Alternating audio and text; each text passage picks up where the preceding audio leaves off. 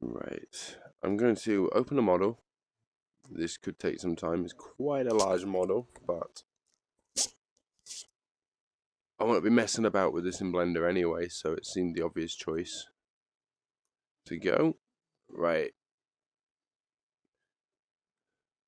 So the last time I exported this was at 10%, and it was a little jaggy around the edges, so I'm going to re-export. I don't want to do it at 100%.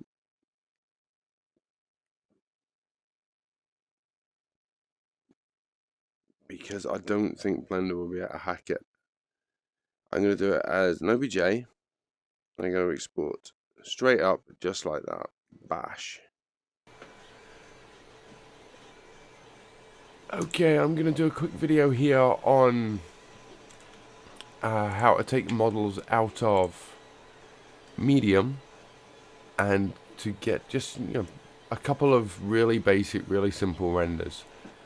We're going for a single material over the entire model, as opposed to individual colors for individual parts. I'll cover that at some point later, but for now we're just going for that simple classic render that you see for 3D printable STLs, where they've got a render of the entire model and it's just like in a grey plastic, and you get to see what it's going to look like before you print it. So first things first, I've exported a model from medium. I've exported it as an OBJ. I've not bothered with textures or vertex colors or anything like that.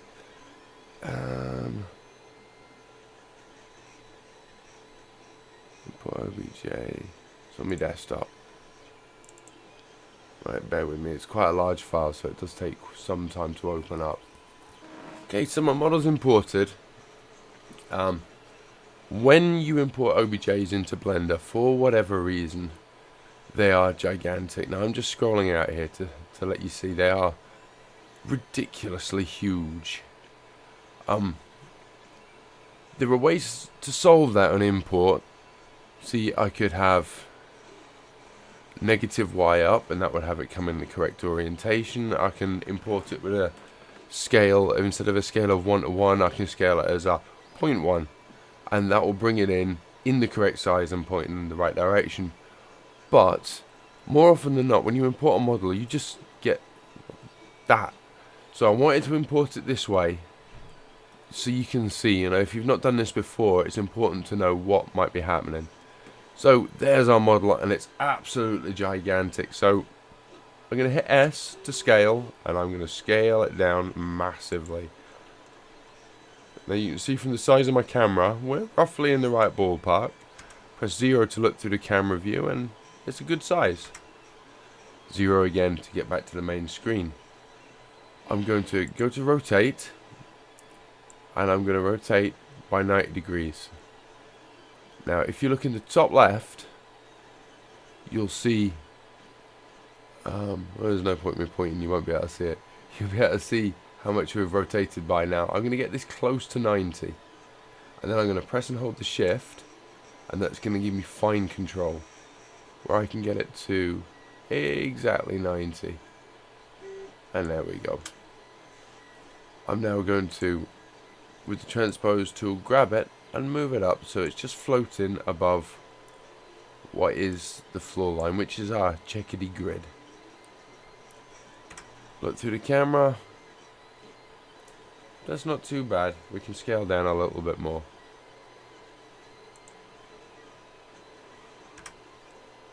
And move it back down towards the floor a little more. There we go. Nice. Now, before I do anything to this model, I'm going to press Shift A, and this is my add menu, and I'm going to add a plane. And I'm immediately going to scale that plane up. And I'm going to Shift A, and I'm going to add another plane. And again with the S key, I'm going to scale this plane up. And I'm now going to rotate it by, you guessed it, 90 degrees. Now, I've just randomly rotated it an amount, and now in my bottom left hand corner I've got this rotate box has appeared, and in this rotate box before you click or anything else, because then it will disappear, you can go in and type in with numbers how much you want something to rotate by.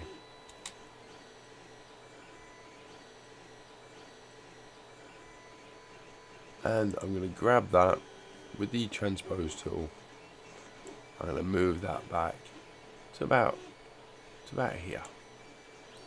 I'm now going to create one more plane. Shift A, plane, and with the scale tool, scale that up till it's roughly the same size as all the others. Rotate,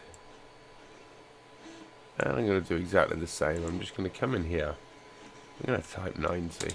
So my rig's running a little slow, and I'm using OBS as my capture, and that makes it run a little slow as well. Right, so I've now set up what is effectively a light box, and I've got my model floating above that light box. Now I'm going to select it, and I'm going to, with the transpose tool, move it up and down to make sure I can see it's floating above the ground plane.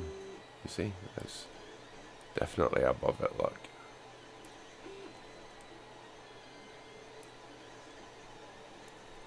So probably a good time to save. So we'll go to save as, and we're going to call it bike.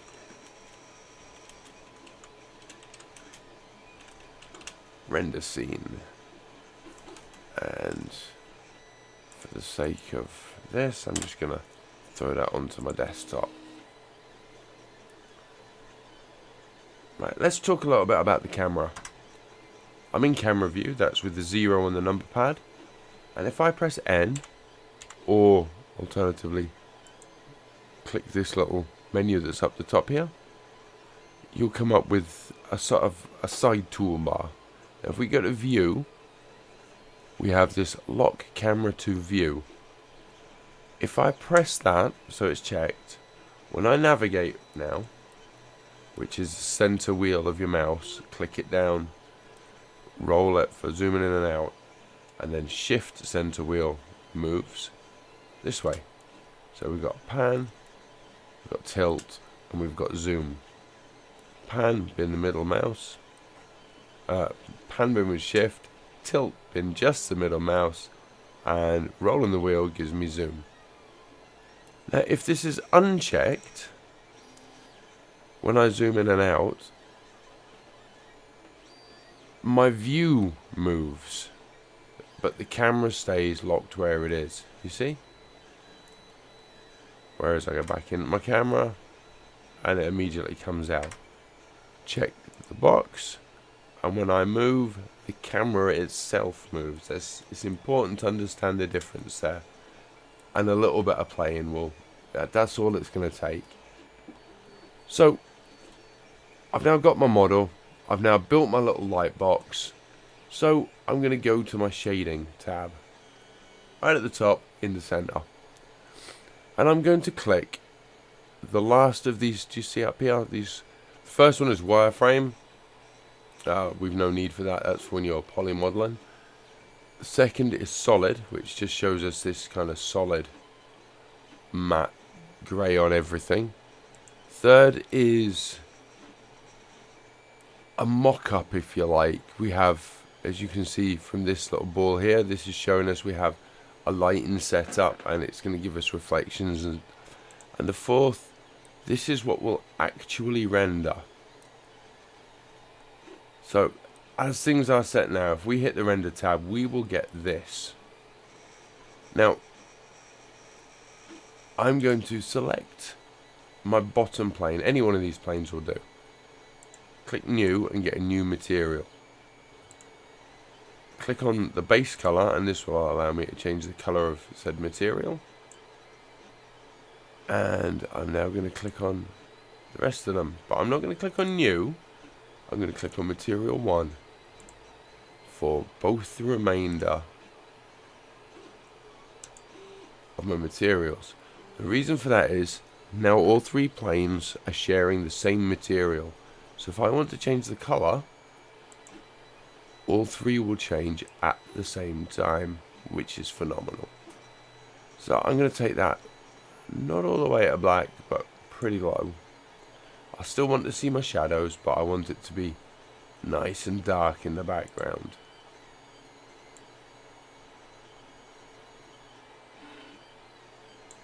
Yeah, I like that. I'm now going to click on the bike. I'm going to set a grey, not too much darker than it was, but I'm also going to set a little bit of subsurface. And I'm going to turn the subsurface scattering up to about 2. Up to about 0.2. And as you can see, this kind of gives it, I'm going to turn it down a little. So give it a little bit of a sort of resin look, the way it's sort of almost translucent. Yeah, that's pretty cool.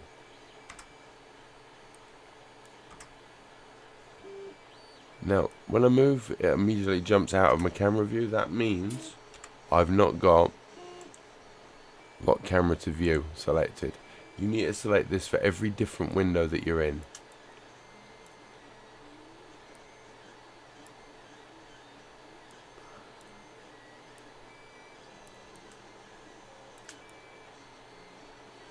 Cool.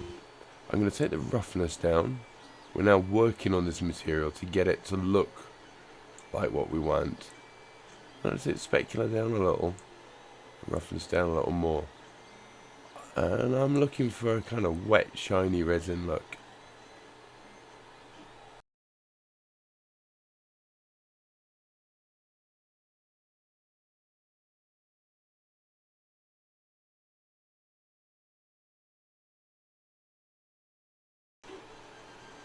Right, I quite like that. For now, we'll call that our material.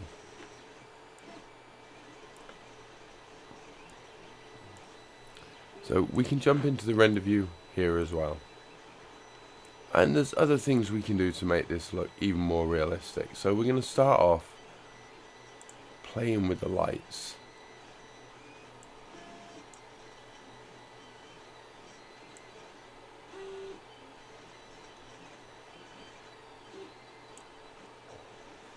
Anytime you can jump back to your camera and have a look at it.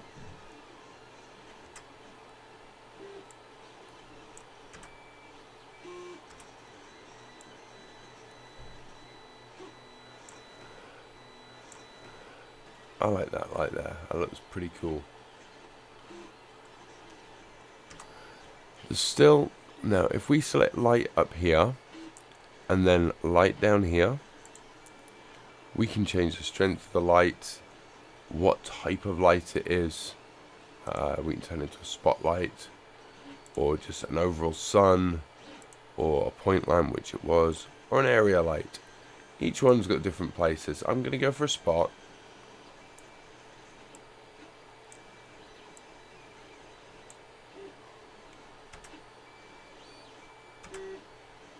And I'm going to go Shift A, and I'm going to create another light.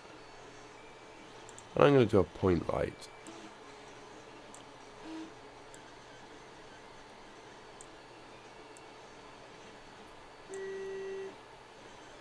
And I'm going to turn that up to 100 watts. Let's have a look as we are. Yeah, that's nicely lit. We have some good shadows. Turn that spotlight down a bit.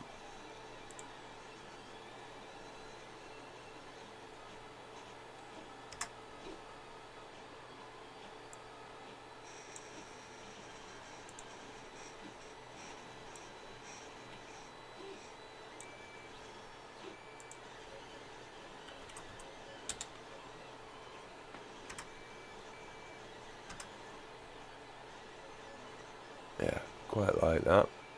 I'm going to go back into shading now. Select my model. And just tweak it again.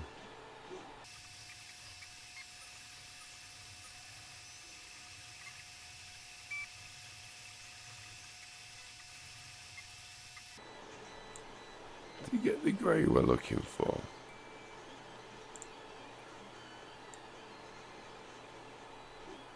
You can see the subsurface scattering has a huge effect on the colour.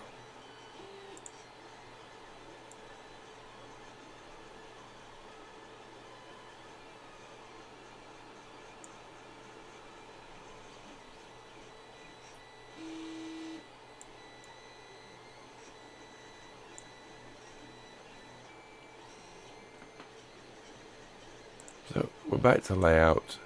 We're going to click on the camera and then the camera icon down here if it's not already selected, and we're going to switch on depth of field, and we're going to focus on the bike, and I'm going to turn the f-stop down to about 0.4. Now what that's going to do is put everything in the background out of focus. In fact, so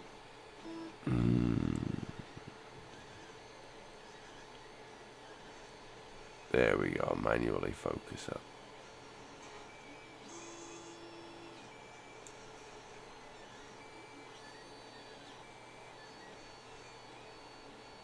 I think I'm going to move one of those lights to get more of a darker shadow under all of these.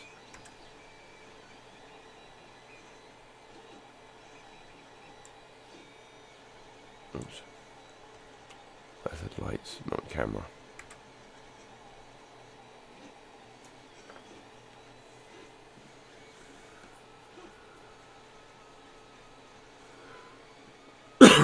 Lovely. That's better.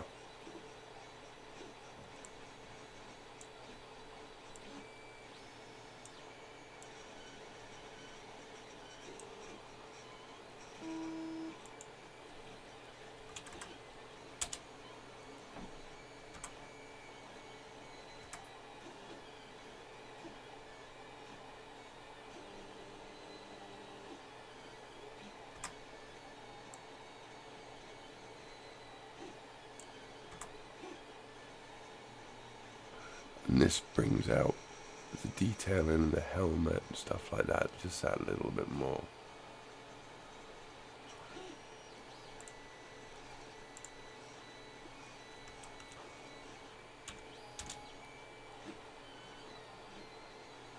A few small adjustments to the camera.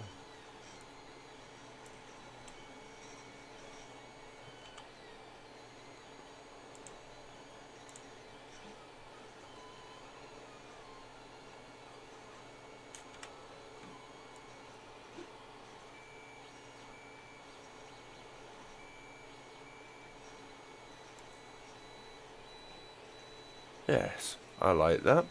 So we hit F12, or go up to your tab in the left and press render. Now, because we're using Eevee as the render engine here right now, it's super fast. There we go. That was in real time with no speeding up or anything like that. So as long as it really took. And as you can see, that's a cracking picture. It's incredible. We could, in fact, I will show you this now. Now that we've got all this set up, we can go to this tab here that looks like the back of a camera, and we can change from Eevee to cycles. Now this will take a little minute while it works out all the lighting information and all the rest of it. And this is a ray tracing renderer. This is proper quality, and you can see straight away. And this is just the screencast. It's so much nicer.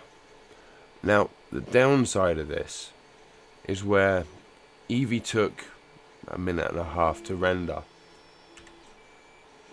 This is going to take a lot longer.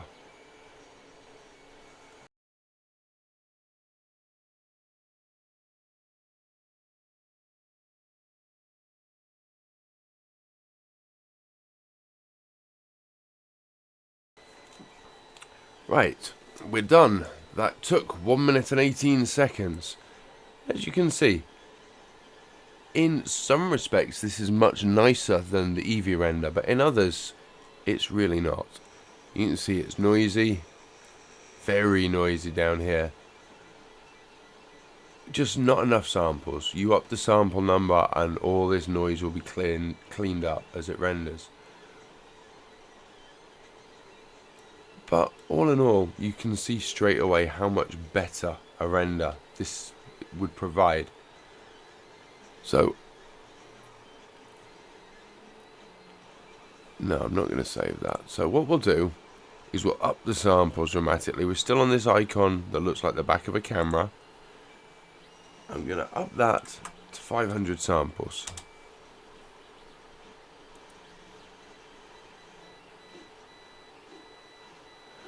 I'm going to change the path tracing into branch path tracing, which I feel gives a nicer end result. GPU compute is always slightly quicker anyway. So every little helps.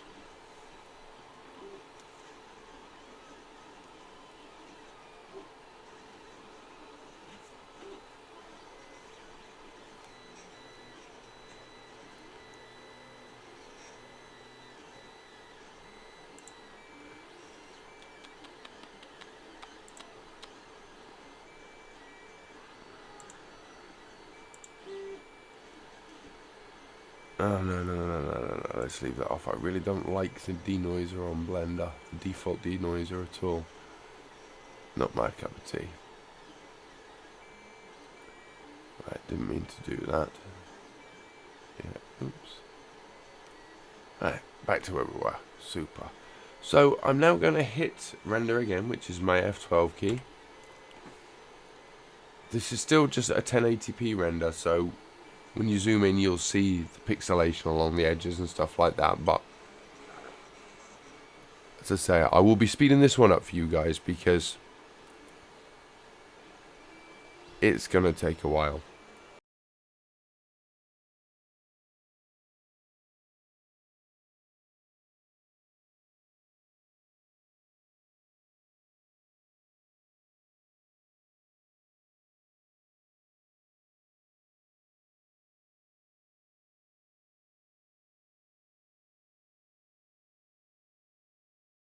As you can see at 500 samples,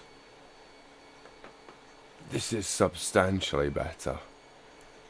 Yeah, the noise in the chest is reduced dramatically.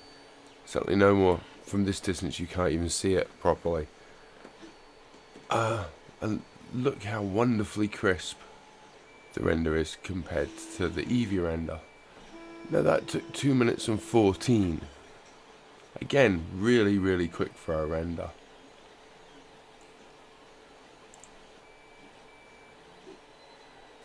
And let's jump back to Eevee.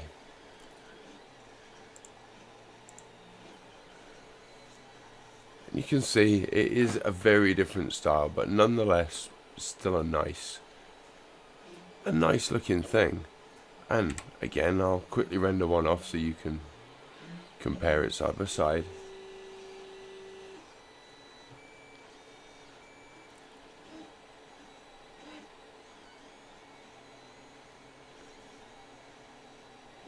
Yeah, the noise is like non-existent. It's fantastic. So each has its plus, each has its negative.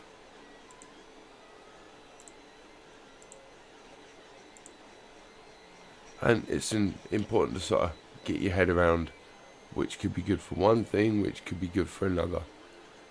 Now, for a static render, I'd go cycles every time. But Eevee has got a trick up its sleeve that is amazing. So what we're going to do is we'll zoom out a little bit.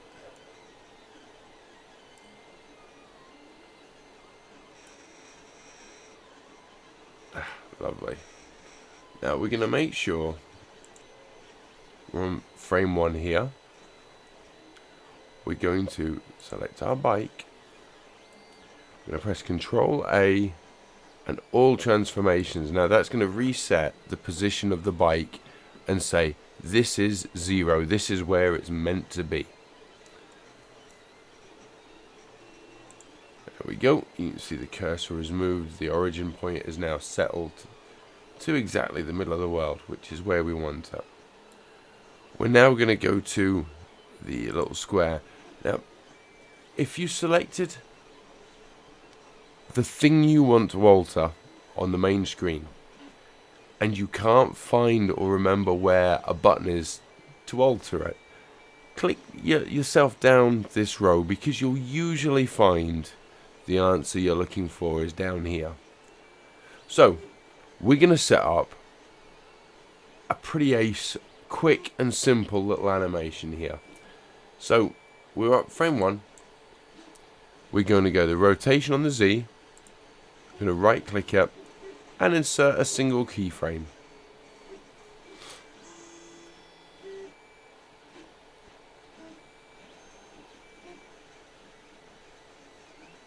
And there it is. I'm just going to save it because, you know, you never know. We're now going to jump to frame 101. We're going to go back to this Z. We're going to put it at 360. And we're going to insert a single keyframe. Now what that means is, between frames 1 and frame 101, the bike is going to make one full revolution.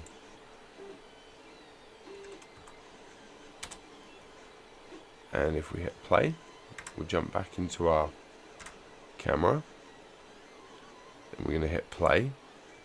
And we get a blurry kind of indication of what that's going to look like. Now you see how he slows down and then speeds up. Well, we can sort that. So we can go up here and we can go to the,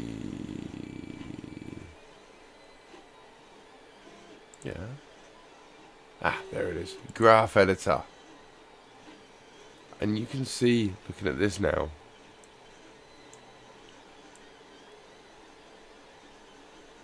this is our graph that indicates the movement. And you can see slowly starts moving and then slowly stops moving.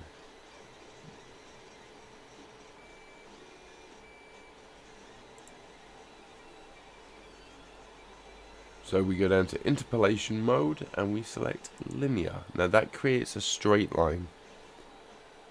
So let's go back to our 3D viewport. Let's click play and see what happens.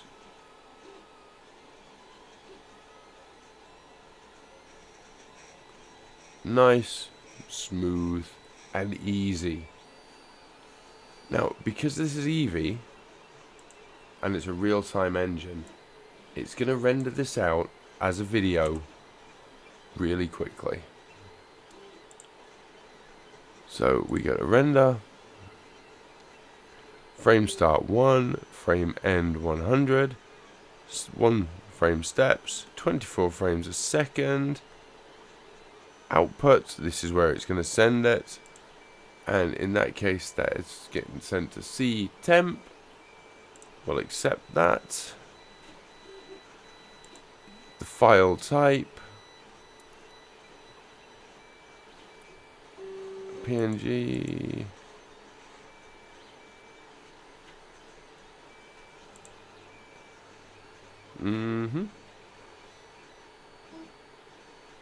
Lovely. Now we go to render, and you can see that's Control F12 as opposed to just F12, and we can render off the animation, and that will send a video to the file we've already selected. Right, our rendering is done. You can see in the top left it says frame 100. The whole thing took 13 minutes. That's pretty impressive for, you know, a 3-second video. That's just actually incredibly fast. So where is our video? So you told it to save somewhere. In this case, it was C temp, but you could tell it to save it wherever you want. So we jump into File Explorer, go to C, jump down to temp, and there's our video. Simple as that. We put it on repeat, and yeah, there's our video.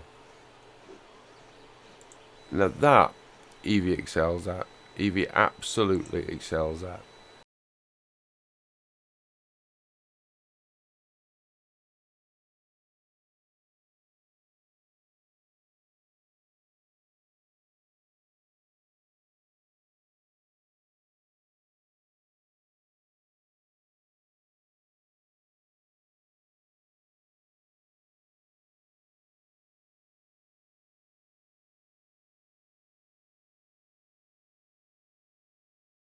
So at 9 minutes 30 seconds a frame, that's 31 hours for a 100 frame video. So you can see all of a sudden the 40 minutes for the Eevee really is, yeah, it's exceptionally fast. On the other hand, damn, the Cycles renders are so nice. Right, I'm going to leave you with a quick view of some of the renders in the 360 video that I did during the making of the video. I hope this was some use to you. Anything else you need to know, just give us a shout and I'll see what I can do to help out.